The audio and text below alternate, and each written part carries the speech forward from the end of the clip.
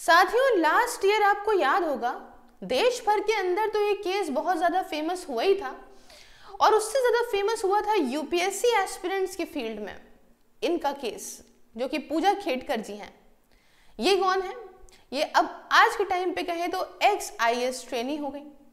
इनके ऊपर इल्ज़ाम ये था कि इन्होंने जो है वो फ्रॉड जाली डॉक्यूमेंट प्रेजेंट करके इस आईएएस के एग्जाम वगैरह को निकाला है।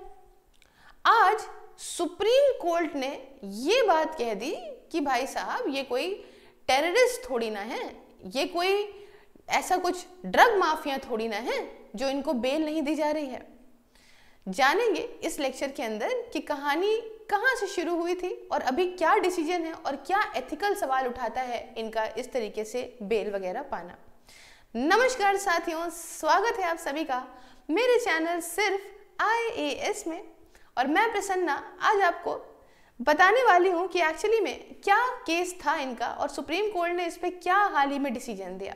फिलहाल आप देख सकते हैं हाल के डिसीजन को इनके लेके, जो कि है not a drug Lord, terrorist और मर्डरर। ना कोई ड्रग लॉर्ड है, ये ऐसा कुछ नहीं है कि ड्रग माफिया है, ना ही कोई आतंकवादी है और ना ही इन्होंने कोई मर्डर किया है। ऐसा सुप्रीम कोर्ट ने एंटिसिपेटरी बेल दे दी किसको? X IAS trainee Pooja Khedkar को। ठीक है, अब आप कहेंगे मैम थोड़ा सा और न्यूज़ बताइए, तो न्यूज़ आप देख सकते हैं हर जगह, हर अखबार को इन्होंने कवर कर रखा है कि not a murderer, terrorist, top court grant bail to ex IAS trainee Pooja Khedkar. ठीक है, अब पहली चीज तो समझ लीजिए कि इनके ऊपर पुराना केस था क्या, एलिगेशंस क्या लगे थे, इल्जाम क्या लगे थे। देखिए, आप सभी को पता है कि यूपीएससी का एग्जाम एक बहुत टफ एग्जाम है ना। मैं थोड़ा सा फील से बताना चाहती हूँ, है ना। देश का सबसे बड़ा एग्जाम है और एक जमाना हुआ करता था जब यूपीएससी के एग्जाम को कोई कर रहा हो, यूपीएससी कोई दे रहा हो, तो उसकी एक बहुत ज़्यादा ये था कि एक बहुत ही अलग व्यक्ति है जो ये काम कर सकता है। आज के टाइम पे चूंकि सरकारी नौकरियों में इतनी कमियां हैं और इतनी मुश्किलात हैं, तो लोग सोचते हैं क्यों ना हम यूपीएससी के लिए ट्राई करें। तो हर एक दूसरा व्यक्ति, चौथा व्यक्ति कहेगा मैं यूपीएससी की ही तैयारी करूंगा, आईएएस ऑफिसर बनूंगा। इसमें वैकेंसी के साथ मैच करना यूं भी बहुत टफ है और दुनिया भर की चीज़ें पढ़ने के लिए एक इंसान को बहुत कंसंट्रेशन चाहिए होता है, बहुत मेहनत लगती है उसके अंदर, कोई आसान काम नहीं है, ये बात आप सबको पता है।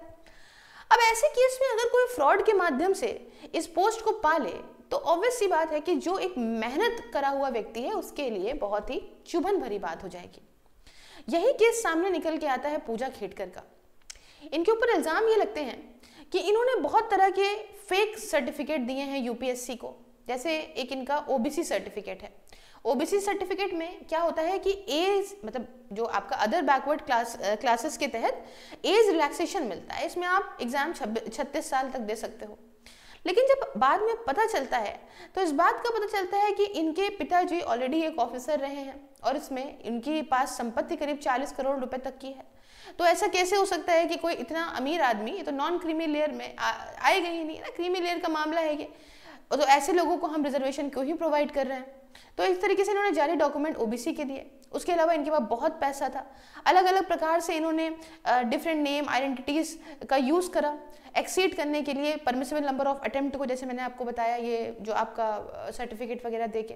और उसके अलावा भी इन्होंने अपने डिसेबिलिटी स्टेटस को भी मिस रिप्रेजेंट करा। अब देखिए, डिसेबल व्यक्ति है, कुछ स्पेशली एबल्ड लोगों के लिए कुछ और रिलैक्सेशन होता है एग्जाम के अंदर, तो इन्होंने उस चीज़ को भी प्रेजेंट करी ताकि इनका एग्जाम, देखिए पढ़ा इन्होंने भी होगा, ऐसी बात नहीं है, लेकिन चूंकि जिस क्राइटेरिया में ये चल रही हैं उसमें कोई और भी व्यक्ति इनसे ज्यादा पढ़ा हुआ होगा जो कि इनके इस फेक डॉक्यूमेंट सबमिट करने के चलते अपनी सीट को ना पा पाया होगा, उसकी जगह इनको मिल गई, है ना। ये एक गलत बात थी।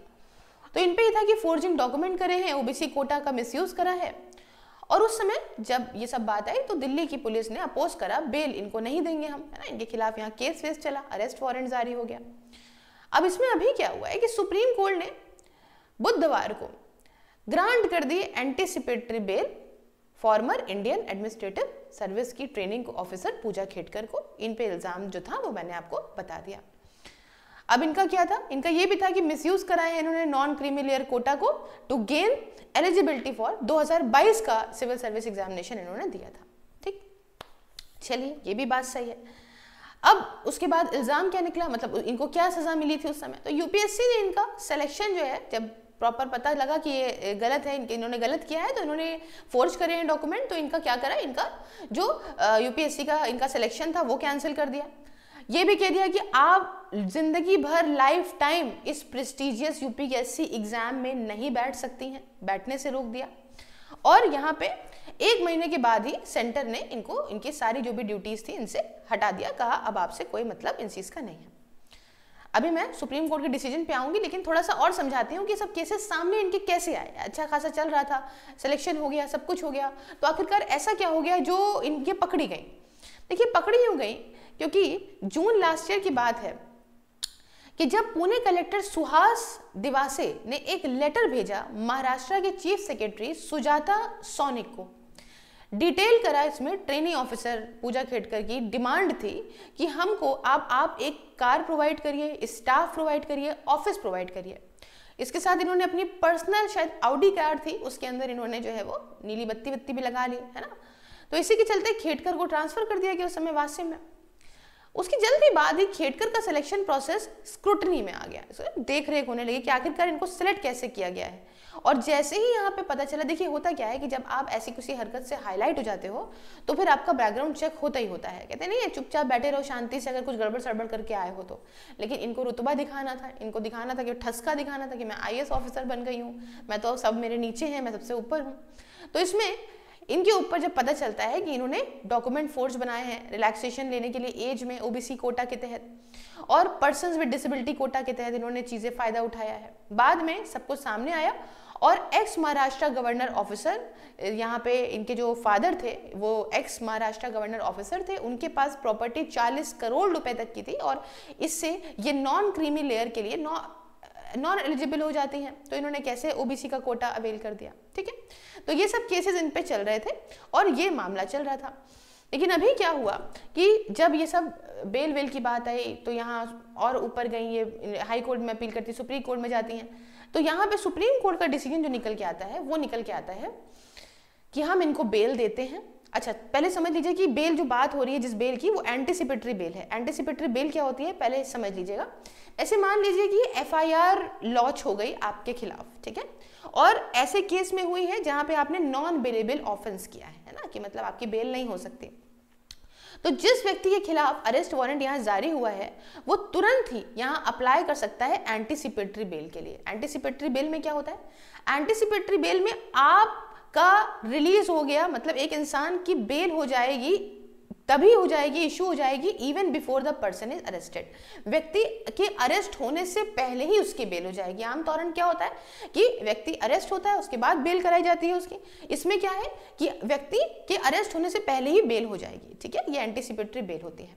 अब यहाँ पे देखिएगा कि जब इस चीज के लिए मना किया गया तो बाद में सुप्रीम कोर्ट तक जब मामला जाता है तो सुप्रीम कोर्ट ने अपने डिसीजन में ये कहा कि she is not an NDPS offender, ठीक है, ये नारकोटिक ड्रग्स वगैरह को लेके कोई ऐसी इन्होंने ये जुर्म नहीं किया है ये। हाँ, उसके अलावा you should have a system और a software, you complete the investigation.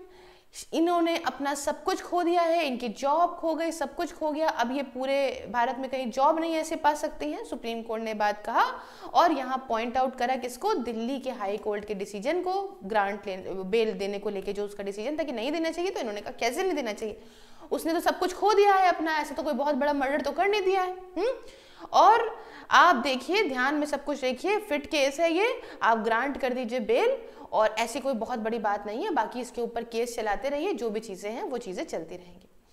अब आप 1 सेकंड का मैं आपसे टाइम लूंगी जिसमें आपको इस तरह के फॉर्ज डॉक्यूमेंट नहीं डालने पड़ेंगे। आप खुद की प्रिपरेशन से, खुद की पढ़ाई से, डिसिप्लिन तरीके से यहाँ पे ज्वाइन कर सकते हैं मेरी वर्चुअल लाइब्रेरी को और अपने किसी भी एग्जाम की तैयारी कर सकते हैं 24 घंटे 7 दिन। इसके रिगार्डिंग मुझसे बात करने के लिए आप 9919785532 व्हाट्सएप @सिर्फ IAS सेल्स पे कॉन्टैक्ट कर सकते हैं। आइए अब आप ये बात समझिए कि आपके थॉट्स क्या हैं, पहले तो आप मुझे कमेंट बॉक्स में ये बताइए। दूसरी बात क्या कि ऐसे केसेस जिसमें कोई एलिजिबल, कोई जो जेन्युइन कैंडिडेट है उसकी जगह पे इस प्रकार से लोग जाते हैं और ये मामला इस रुख में लेता है, तो कल को एक चीज़ तो डर पैदा करती है कि आगे एग्जाम नहीं दे पाएंगे या ये जो भी। लेकिन क्या व्यक्तियों के मन में एक निराशा का भाव, या व्यक्तियों के मन में एक ऐसी भावना कि हाँ हम भी ऐसा कुछ कर दें, पकड़े गए तो पकड़े गए, नहीं तो हम कारवाई नहीं मांगेंगे, बच सकते हैं। तो इस चीज़ का क्या प्रमोशन हो सकता है, इस बारे में आप अपनी राय मुझे कमेंट में दीजिएगा, मैं ज़रूर जानना चाहूँगी आपका ओपिनियन। उसके साथ साथ आप मुझे हर एक प्लेटफॉर्म पे फॉलो कर सकते हैं, सभी के लिंक डिस्क्रिप्शन बॉक्स में, व्हाट्सएप लेके सभी जगहों पे, और ये वीडियोस आपको फेसबुक पे भी मिलेंगी, तो आप मुझे हर जगह फॉलो कर लीजिए। बाकी ज्वाइन बटन को प्रेस करके आप मेरी मेंबरशिप को ज्वाइन करके मुझे मेरे काम में भी सपोर्ट कर सकते हैं। मिलती हूँ नेक्स्ट वीडियो में किसी नए और इंटरेस्टिंग टॉपिक के साथ। जय हिंद, जय भारत।